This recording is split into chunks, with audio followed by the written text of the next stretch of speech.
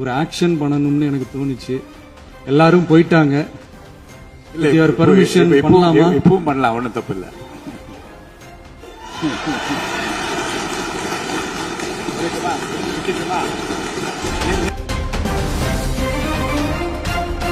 அங்கிருந்து ஏய் ஒருமையில் விழித்து இந்த பக்கம் இருக்க உறுப்பினர்களை பார்த்து ஏய் அப்படின்னு ஒருமையில் விழிப்பதை உங்கள் மூலமாக கண்டிக்கிறேன்.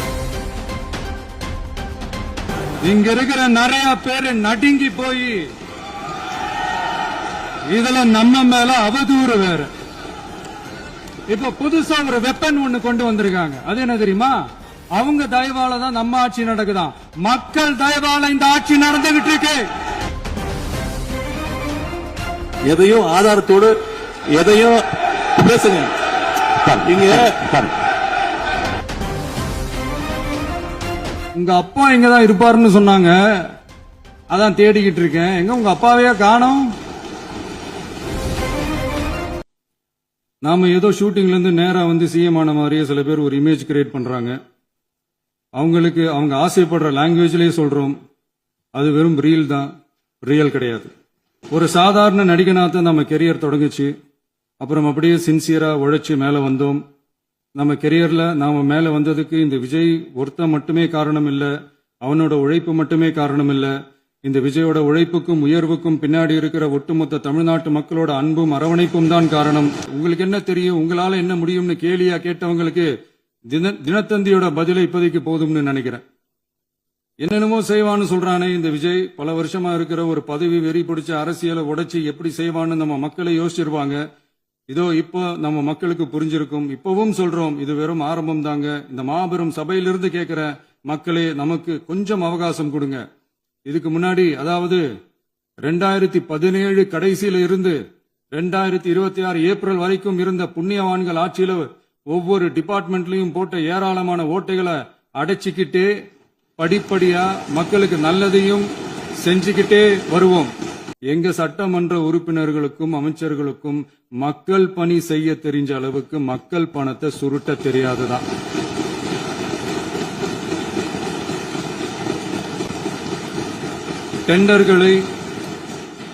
டெண்டர்களை முறைப்படுத்த தெரிஞ்ச அளவுக்கு அதோட ரேட்டை உயர்த்தி ஊழல் செய்ய தெரியாதுதான். பதவி உயர்வு வழங்கவும் பணி இடமாற்றம் கலந்தாய்வு நடத்தவும் தெரியுமே தவிர பதவி உயர்வுக்கும் பணியிட மாற்றத்திற்கும் பணம் பறிக்க தெரியாதுதான்.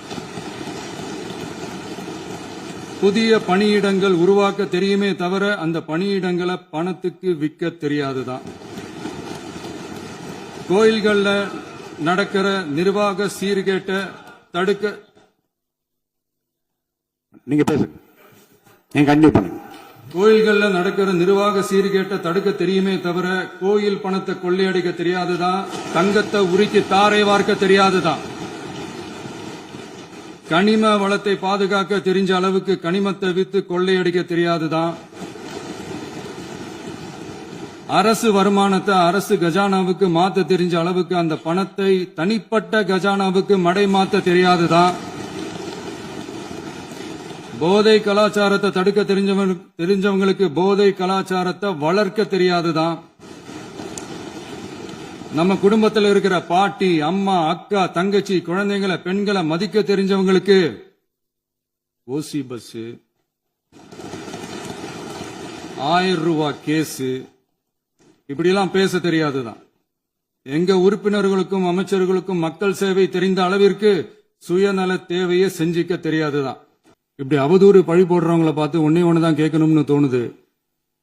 கடந்த 9-10 மாசமா நம்ம ஸ்டேட்ல சட்டம் ஒழுங்கு டிஜிபியே இல்ல. மனசாட்சி உள்ளவங்க இந்த பிரச்சனையெல்லாம் ஏன் நடக்குதுன்றது அவங்களுக்கே நல்லா தெரியும். இன்னைக்கு வந்து சட்டம் ஒழுங்கை பத்தி கேள்வி கேட்க கூடாதா அப்படின்னா தாராளமா கேட்கலாம். இது ஜனநாயக அரசு, மன்னராட்சி எல்லாம் கிடையாது, மனசாட்சி உள்ள மக்களாட்சி. கேள்வி கேட்கலாம், எல்லாருக்கும் எல்லா உரிமையும் உண்டு. விமர்சனம் செய்யலாம், எல்லாருக்கும் எல்லா உரிமையும் உண்டு. ஆனா நம்ம ஆட்சியில என்ன நடவடிக்கைகள் எடுத்திருக்கோன்றது தெரிஞ்சுக்கிட்டு அதுக்கேற்ற மாதிரி ஒரு நடுநிலையா பேசுனீங்கன்னா கொஞ்சம் நல்லா இருக்கும். இந்த ஊரடிச்சு உலையில போட்டு ஊழல் மேல ஊழலா செஞ்சுக்கிட்டு அதுல இருந்து தப்பிக்கிறதுக்கு பேர் தான் நிர்வாகத்திறன் அப்படின்னு சொன்னா, அப்படிப்பட்ட ஒரு ஊழல் செய்யற நிர்வாகத்திறனை நம்ம அரசு ஒரு நாளும் செய்யாது. போதைப் பொருள் பாதுகாவல் கழக மாடல் அரசாங்கம் செஞ்ச ஒவ்வொரு ஊழலா வெளியில வந்துகிட்டு இருக்கு. டாஸ்மாக்ல அது என்னப்பா அது பேரு, பார்ட்டி ஃபண்ட் கட்சி நிதி அப்படின்ற பேர்ல அடிச்ச கொள்ளையெல்லாம் ஒண்ணா இப்போ கவர்மெண்டோட கஜானாவுக்குள்ள கொண்டு சேர்த்துக்கிட்டே இருக்கிறோம்.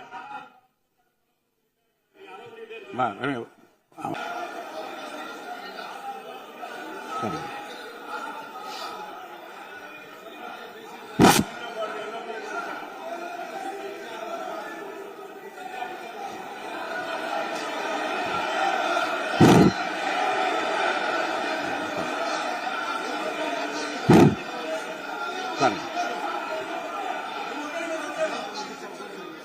நான் எழுந்த பிறகு உட்கார்றதுதான் முறை. உட்காருங்க, எல்லாரும் உட்காருங்க. தேசிய உட்கார்.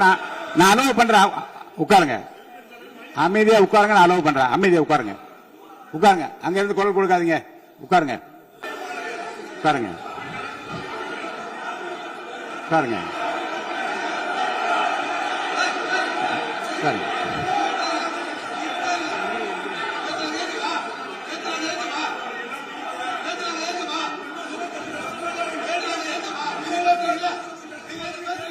அதற்கு அவகாசம் நான் தருகிறேன். அங்கிருந்து ஏழை ஒருமையில் விழித்து இந்த பக்கம் இருக்க உறுப்பினர்களை பார்த்து ஏழை அப்படின்னு ஒருமையில் விழிப்பதை உங்கள் மூலமாக கண்டிக்கிறேன். அந்த வார்த்தையை அவை குறிப்பிலிருந்து நீக்கணும். கண்ணியம் காத்து முதல்வர் முழுமையாக பேசுவதை காத்து கண்ணியம் காத்து இந்த சபைக்கு ஒரு மரபு இருக்கிறது. அதை மூத்த உறுப்பினர்கள் பின்பற்றும்படி உங்கள் மூலமாக கேட்டுக்கொள்கிறேன். அவர் ஒரே ஒரு வார்த்தையை தான் சொன்னார். பார்ட்டி ஃபண்ட் என்ற வார்த்தையை கேட்டு எதிர்க்கட்சி நண்பர்கள் கோபப்படுகிறார்கள். ஆனால் அதன் மீது உங்களுக்கு பாயிண்ட் ஆஃப் ஆர்டர் தருவதாகவும் நீங்கள் சட்டப்பேரவை தலைவர் சொல்கிறீர்கள். நேற்றைய தினம் இதே போல வெற்றி தலைவர் அவர்களினுடைய வழிகாட்டில் வளர்ந்த நாங்கள் சகிப்புத்தன்மையோடு அவர்கள் பல வார்த்தைகள் சொன்னார்கள். புதிதாக சோஃபா மாடல் என்றார்கள், குதிரை பேரம் என்றார்கள், எத்தனையோ வார்த்தைகள் சொன்னபோது சகிப்புத்தன்மையோடு அதை கேட்டு பொறுமையாக இருந்தோம். இவர்கள் குதிரை பேரம் எல்லாம் அவைக்குள் நீக்கப்பட்டு விட்டது. சரி, சோஃபா மாடல் என்று சொன்னார்கள். ஆதாரம் கேட்டு இப்படி எழுந்து நாங்கள் கொந்தளிக்காமல் ஒரு சட்டமன்றத்தில் ஒரு உறுப்பினர் எப்படி நடந்து கொள்ள வேண்டும் என்பதற்கு எடுத்துக்காட்டாக தமிழக வெற்றி கழகத்தின் உறுப்பினர்கள் நடந்து கொண்டார்கள். இப்போது மதிப்பிற்குரிய எதிர்க்கட்சி தலைவர் அவர்களே, உங்களூடாக நான் கேட்பது என்னவென்றால், அவர்களினுடைய கட்சி உறுப்பினர்களை அவர் அமைதிப்படுத்தி முதல்வர் அவர்கள் உரையை முழுமையாக கேட்டு சகிப்புத்தன்மைக்கு சட்டமன்றத்தில் இந்த பக்கம் மட்டுமல்ல அந்த பக்கமும் எடுத்துக்காட்டாக இருப்பதற்கு அவர் வழிவகை செய்ய வேண்டும் என்று உங்கள் மூலமாக கேட்டுக்கொள்கிறேன். நேற்று எதிர்க்கட்சி தலைவர் பேசும்பொழுது எவ்வளவோ வார்த்தைகள் உண்மைக்கு புறம்பாக சட்டத்திற்கு எதிராக நான் ஒரே நிமிஷம் பேசுறேன். சட்டத்திற்கு எதிராக பேசும்பொழுது நாங்கள் அமைதியாக இருந்தோம். ஒரு 2-3 முறை தான் அவரு பேசும்போது மினிஸ்டர்கள் இருந்துச்சு நின்னாங்க. ஆனா இன்னைக்கு மாண்புமிகு முதலமைச்சருடைய முதல் உரை, கடந்த 4 நாட்களாக திராவிட முன்னேற்ற கழகம் முதலமைச்சர் ஏன் பேசலன்னு சொல்லிட்டே இருந்தாங்க. இன்னைக்கு பேச ஆரம்பிச்ச உடனே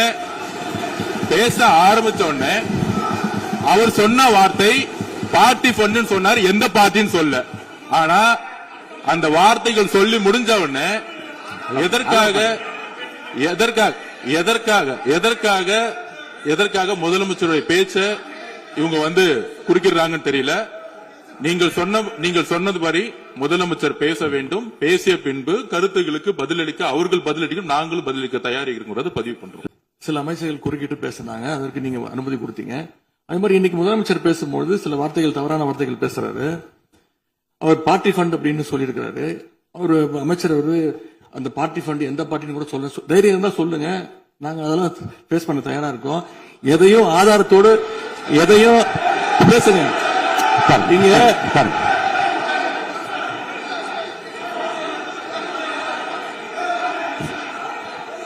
அது மாதிரி பேரவைத் தலைவர் அவர்களே, நேற்று நான் பேசி முடிஞ்சோடனே நீங்க அவை முடிஞ்சிருச்சுன்னு சொல்லிட்டீங்க. நாங்கெல்லாம் வீட்டுக்கு போயிட்டோம். வீட்டுக்கு போய் டிவி போட்டு பார்த்தா அங்க இன்னொரு அமைச்சர் இன்னும் பதில் சொல்லிட்டே இருந்திருக்கிறாரு. அதற்கெல்லாம் நாங்க இப்ப என்ன பதில் இது, என்ன மரபு இது? நீங்க இப்ப பேசிக்கிட்டே இருப்பீங்களா, நாங்க அதை பார்த்துக்கிட்டே இருக்கணுமா? அதே மாதிரி இன்னைக்கு முதலமைச்சர் அவர்கள் பேசும்போது நாங்களும் அமைதியா கேட்டுட்டு தான் இருந்தோம். ஆனா சில கருத்துக்கள் அவர் பேசும்போது அதை நாங்க அனுமதிக்க முடியாது. ஆதாரத்தோடு ஏதாவது பேசணும்னா, குற்றச்சாட்டுகள் சொல்லும் போது ஆதாரத்தோடு சொன்னீங்கன்னா அதை நாங்க வந்து ப்ரூவ் பண்றதுக்கு தயாராக இருக்கு. ஆய்வு செய்து நான் நடவடிக்கை எடுப்பேன். இப்போது மாண்பு முதலமைச்சர் அவர்கள் பேசலாம். இந்த டாஸ்மாக் மாதிரியே பல டிபார்ட்மெண்ட்லயும் மறுபடியும் சொல்றேன், கட்சி நிதின்ற பேர்ல அடிச்ச கொள்ளைய ஒண்ணு ஒன்னா கவர்மெண்டோட கஜானாக்குள்ளேயே கொண்டு சேர்த்துக்கிட்டே இருக்கிறாங்க. இப்பவும் சொல்றேன், மக்கள் பணத்திலிருந்து ஒரு பைசா கூட தொடமாட்டோம், தொடவும் விடமாட்டோம், தொட்டா விடமாட்டோம், இதுக்கு முன்னாடி தொட்டவங்களையும் விடமாட்டோம்.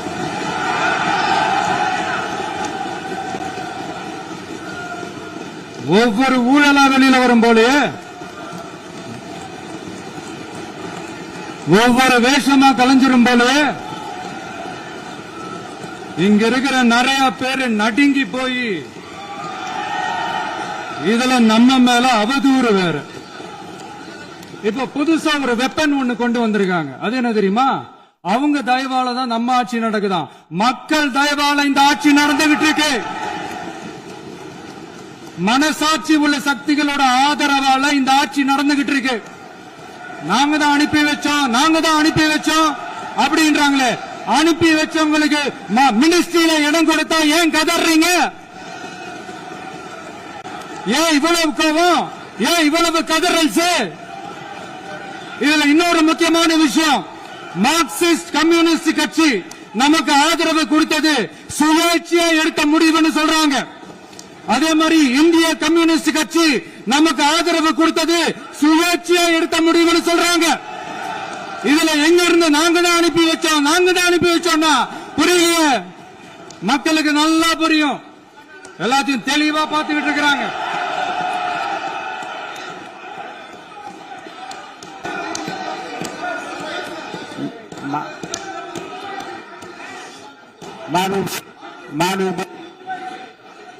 முதலமைச்சர் கண்டினியூ பண்ணலாம். நீங்க கண்டினியூ பண்ணலாம்.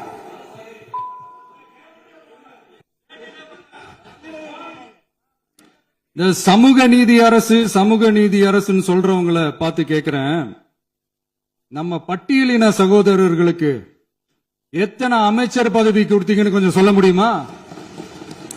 ஆனா நம்மளுடைய அரசுல 8 அமைச்சர் பதவிகள் யாருக்கு? நம்ம பட்டியலின சகோதரர்களுக்கு. எல்லாம் நம்ம அண்ணன், நம்ம தம்பி, நம்ம தங்கச்சிங்க. அண்ணல் அம்பேத்கர் அவர்களுடைய கிட்டத்தட்ட 100 ஆண்டு கால கனவு இப்ப நிறைவேறி இருக்கு. நான் ஏன் கொஞ்சம் சவுண்டா பேசுறேன் அப்படின்னா அவங்களுக்கு கேட்கணும்ன்றதுக்காக, தப்பா எடுத்துக்காது. அதே மாதிரி பெண்களோட பாதுகாவலர் நாங்க தான் அப்படின்னு சொல்லிக்கிறவங்களை கேட்கிறேன், எத்தனை பெண்களுக்கு அமைச்சர் பதவியில இடம் கொடுத்தீங்க கொஞ்சம் சொல்ல முடியுமா?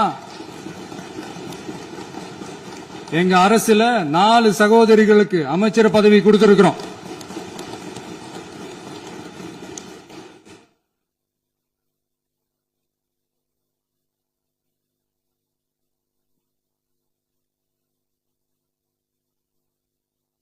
அதனால மக்களால் நிராகரிக்கப்பட்டு மக்களால் அகற்றப்பட்டவங்களுக்கு ஒண்ணு சொல்லிக்கிறோம், தப்பே செய்ய மாட்டோம், ஊழலே செய்ய மாட்டோம், நேர்மையா தான் இருப்போம், நியாயமா தான் இருப்போம் அப்படின்னு சொல்றவங்களால மட்டும்தான் கூட்டணி ஆட்சி அமைக்க முன்வரும். ஆட்சியிலையும் பங்கு, அதிகாரத்திலையும் பங்கு கொடுக்க முன்வரும். ஊழல்லையே ஊறி போனவங்களால இந்த கூட்டணி ஆட்சியோ, ஆட்சியிலையும் பங்கு, அதிகாரத்திலையும் பங்கு கொடுக்க முன்வராது. மெஜாரிட்டி இருந்தாலும் தரமாட்டாங்க, மெஜாரிட்டி இல்லனாலும் தரமாட்டாங்க. கேட்டா ரெடிமேடா ஒரு பதில் ஒண்ணு வச்சிருப்பாங்க, கூட்டணி ஆட்சியை மக்கள் விரும்ப மாட்டாங்கன்னு. அதே மக்கள் தான் இப்ப அவங்கள பார்த்து சிரிக்கிறாங்க. நான் பதவி ஏத்த அன்னைக்கு கொஞ்சம் டைம் அவகாசம் கேட்டேன். எதுக்கு கேட்டேன்? நிதி நிலைமை எல்லாம் கொஞ்சம் மோசமா இருக்குது, அதெல்லாம் கொஞ்சம் சரி செஞ்சுக்கிட்டு படிப்படியா கொஞ்சம் கொஞ்சமா நான் கொடுத்த வாக்குறுதிகள்லாம் செயல்படுத்துவேன். அதுக்காக கொஞ்சம் டைம் அவகாசம் கேட்டேன். நான் ஏதோ வேற எதுக்காகவோ வேற யாருக்காகவோ ஏதோ அவகாசம் கேட்ட மாதிரி. அடுத்து இங்க சபையில இல்லாதவங்களை பத்தி பேச வேண்டாம்னு நினைக்கிறேன்.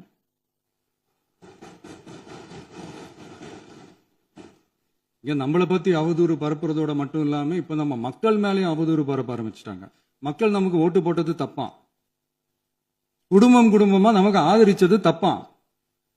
இது இப்ப இல்ல, நான் சொல்றது எம்ஜிஆர் அவர்கள் காலத்திலிருந்தே. அப்பவே அவர் ஜெயிச்சப்போ அதே மக்களை தப்பு தப்பா பேசுறது. மக்கள் என்ன பண்ணிட்டாங்க, எம்ஜிஆர் என்ன பண்ணிட்டாரு, எம்ஜிஆர் என்ன இது பண்ணிட்டாரு. 50 வருஷமா ஒரே டெக்னிக்கா.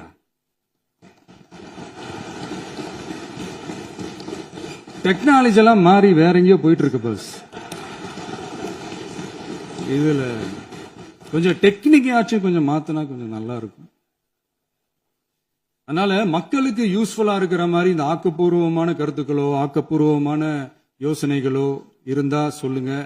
அதை நாங்க டிஃபரெண்டா எடுத்துக்கிறோம். ஆனா அதை விட்டுட்டு இந்த நக்கலு நையாண்டி சம்பந்தம் இல்லாத பேச்சு இதெல்லாம் பேசிட்டு அப்புறம் முதல்வர் பதில் சொல்லல, முதல்வருக்கு பதில் சொல்ல தெரியல அப்படின்னா அப்புறம் என்ன சோஃபா மாடல் ஆட்சியா? அது என்னன்னு புரியறதுக்கு எனக்கு ரொம்ப நாள் ஆச்சு. இந்த சோஃபா செட்டு, டேபிள் சேரு, டீபாய், பர்னிச்சர் பிசினஸ் எல்லாம் வேற எங்க வெளியில போய் பண்ண சொல்லுங்க. அப்படி அந்த பிசினஸ் தான் பண்ணணும்னா நிறைய பிசினஸ் பண்ற மாதிரி வெளியில போய் பண்ண சொல்லுங்க. இங்க சட்டசபைக்குள்ள வேணாம். அதனால ஆக்கப்பூர்வமான கருத்துக்கள் இருந்தா சொல்லுங்க. டெஃபினட்டா அது சரியா இருந்தா நாங்க ஏத்துக்கிறோம். எனக்கு ஒரு குட்டி கதை ஒண்ணு ஞாபகம் வருது, சொல்லாமா? ஒரு ஊர்ல ஒரு பெரியவர் வெயில் ரொம்ப ஜாஸ்தியா இருக்குன்னு சொல்லிட்டு கண்ணுக்கு மேல கை வச்சுக்கிட்டு இப்படி சுத்தி முத்தி தேடிக்கிட்டு இருந்தாராம். அப்ப கூட இருந்த ஒரு சின்ன பையன் என்ன தேடுறீங்க அப்படின்னு கேட்டானா. அதுக்கு அந்த பெரியவர் சொன்னாரா, அது ஒண்ணு இல்ல தம்பி, உங்க அப்பா இங்கதான் இருப்பாருன்னு சொன்னாங்க, அதான் தேடிக்கிட்டு இருக்கேன். எங்க உங்க அப்பாவையா காணோம்?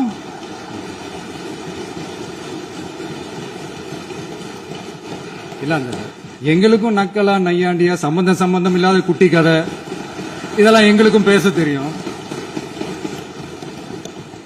அந்த கதையில பெரியவர் அப்படி சொன்னாராம், தப்பா எடுத்துக்காதீங்க. அந்த கதையில பெரியவர் அப்படி கேட்டாராம். போயிட்டாங்க, பேசலாமா? நிறைய உங்க கருத்துக்களை நீங்க முழுமையாக மன நிறைவோடு பேசலாம். டிவியில பார்ப்போம். சரி, அதான் 5 நிமிஷம் பேசுனதுக்கே கொளத்தூரி இந்த ஆட்டம் அடிச்சு பேசுனா அப்புறம் என்ன பண்றது? அதனால எங்களுக்கு பாடம் எடுக்கிறதா நினைச்சுக்கிட்டு உங்க வேஷத்தை நீங்களே கொஞ்சம் கொஞ்சமா கலைச்சுக்கிட்டே வர்றீங்க, மறந்துடாதீங்க. அப்புறம் நேத்து எதிர்கட்சி தலைவர், மாண்புமிகு எதிர்கட்சி தலைவர் பேசும்போது நிறைய பேசினாங்க. அதுல ஒண்ணு மட்டும் அரசு சொல்றதா நினைச்சுக்கிட்டு நம்மள இன்டைரக்டா ஈவில் அப்படின்ற அந்த வார்த்தையை யூஸ் பண்ணாங்க. எனக்கு ஒன்னே ஒண்ணுதான் சொல்லணும்னு தோணுது. ஈவில்ஸ்னு டெவில்ஸ் பேசக்கூடாது. அவங்க இருந்திருந்தா ஒரு ஆக்ஷன் பண்ணணும்னு எனக்கு தோணுச்சு. எல்லாரும் போயிட்டாங்க. பர்மிஷன் பண்ணலாமா? இப்பவும் பண்ணலாம், ஒன்னும் தப்பு இல்ல.